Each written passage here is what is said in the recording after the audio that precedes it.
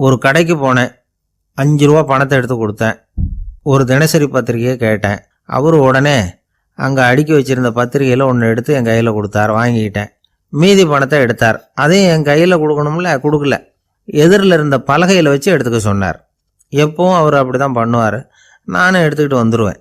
இவர் ஏன் இப்படி பண்ணுறாருங்கிறது எனக்கு ரொம்ப நாளாக ஒரு சந்தேகம். ஒரு நாள் அவர்கிட்டயே இதை கேட்டுவிட்டேன். ஏங்க, நீங்கள் உங்கள் கடைக்கு வந்து பொருள்கள் வாங்குறவங்களுக்கு நீங்கள் பாக்கி சில்லறையை கொடுக்குறப்போ பலகையில் வச்சு விட்றீங்க, கையில் கொடுக்க மாட்டேங்கிறீங்களே, ஏன் அப்படின்னு கேட்டேன். காசை கையில் கொடுத்தா நம்மக்கிட்ட இருக்கிற லட்சுமி போயிடுவா சார் அப்படின்னார். அதாவது பணம் செலவாயிடும் அப்படின்னு அர்த்தமா. இன்னொரு நண்பர், அவர் ஒரு நாள் வழக்கத்துக்கு மாறாக ரொம்ப சோகமாக உட்காந்துருக்கிறார். ஏங்க என்னாச்சு, ஏன் இப்படி கப்பலே கவிழ்ந்தது மாதிரி உட்காந்துருக்குறீங்க அப்படின்னு கேட்டேன். கப்பலே கவிழ்ந்திருந்தா கூட நான் இப்படி கவலைப்பட மாட்டேன் சார், வேற ஒன்று நடந்து போச்சுன்னார். என்னன்னு கேட்டேன். என் உச்சந்தலையில் பல்லி ஒன்று விழுந்துட்டுதுன்னார். அதுக்காகவா இப்படி அப்படின்னு ஆச்சரியப்பட்டேன். ஆமாங்க, பல்லி உச்சந்தலையில் விழுந்தால் பலன் என்னன்னு பஞ்சாங்கத்தில் பார்த்தேன், மரணம்னு போட்டிருக்கு அப்படின்னு சொல்லிவிட்டு அவர் தொடர்ந்து கவலைப்பட ஆரம்பிச்சிட்டார். இப்படியும் ஒருத்தர், என் கூட வேலை பார்க்குற ஒருத்தர் எப்படி தெரியுமா, தினமும் வலது காலை வச்சு தான் ஆஃபீஸுக்கு உள்ளே நுழைவார். என்னைக்காவது தவறுதலாக இடது காலை வச்சு உள்ளே வந்துட்டார்னா அன்னைக்கு பூரா மனசு சங்கடப்படுவார். எந்த வேலையும் சரியாக ஓடாது. கேரம் போர்டு ஆடுற ஒருத்தர் எப்போ ஆட உட்காந்தாலும் ஸ்ட்ரைக்கரை கை தவறி கீழே விழுற மாதிரி பண்ணி அதுக்கப்புறம் அதை எடுத்துக்கிட்டு ஆட உட்காருவார்.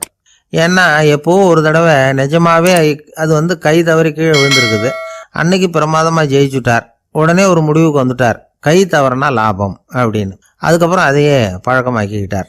பூனை குறுக்க போனால் சகனம் சரியில்லைன்னு நினைக்கிறவங்க உண்டு.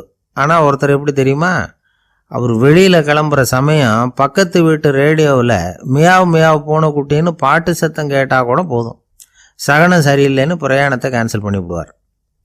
இப்போ இவ்வளவு எதுக்கு சொல்கிறோம்னா, அளவுக்கு மீறின சகுன நம்பிக்கைகள் இருக்குது பாருங்கள், இதோட பயமும் சேர்ந்துக்கிட்டதுன்னு வச்சுக்கோங்க, இது ஒருத்தருடைய மனநிலையை பாதிச்சிடும்.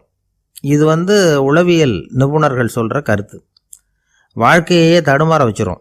பாதுகாப்பு இல்லாத உணர்வு, ஒரு விதமான டிப்ரெஷன் மனநிலை, இதெல்லாம் தான் இதுக்கு காரணமாக அமையலாம். சில பேர் காய்கறி நறுக்க கத்தியை கையில் எடுத்தால் கூட நேரம் சரியாக இருக்கா அப்படின்னு பார்த்துட்டு தான் வேலையை ஆரம்பிக்கிறது வழக்கம். அறிவு தான் மனசுக்கு வாத்தியாராக இருக்கணும். அப்போ தான் வாழ்க்கை வந்து நிம்மதியாக இருக்கும். அறிவு வந்து மனசு சொல்கிறபடியெல்லாம் கேட்க ஆரம்பிச்சுட்டுதுன்னா இடைஞ்சல் தான். ஒருத்தருக்கு 7ஆம் நம்பர் தான் ராசியான நம்பரான். 7ஆம் தேதி தான் எந்த காரியத்தையும் ஆரம்பிப்பாராம். 7 எழுத்து வர்றது மாதிரி பேரை மாற்றி வச்சுக்கிட்டார். 7 மணிக்கு தான் தினமும் எழுந்திருப்பார். 7ஆம் நம்பர் வீட்டில் தான் குடியிருக்கார். கல்யாணம் கூட 7ஆம் தேதி தான் பண்ணிக்கிட்டார். அவர் ஒரு நாள் குதிரை பந்தயத்துக்கு போனாராம். குதிரையோட பேரையெல்லாம் பார்த்தார். ஒரு குதிரையோட பேர் 7 எழுத்தில் அமைஞ்சிருந்தது. 7 தானே இவருக்கு அதிர்ஷ்ட நம்பர். அதனால் உடனே அது பேரில் பணத்தை கட்டினார். பந்தயம் நடந்தது. என்ன சார் ஆச்சுன்னு கேட்டாங்க. நான் பணம் கட்டின அந்த என்னோட குதிரை 7ஆவதாக வந்து சேர்ந்தது சார் அப்படின்னாராம் சோகமாக.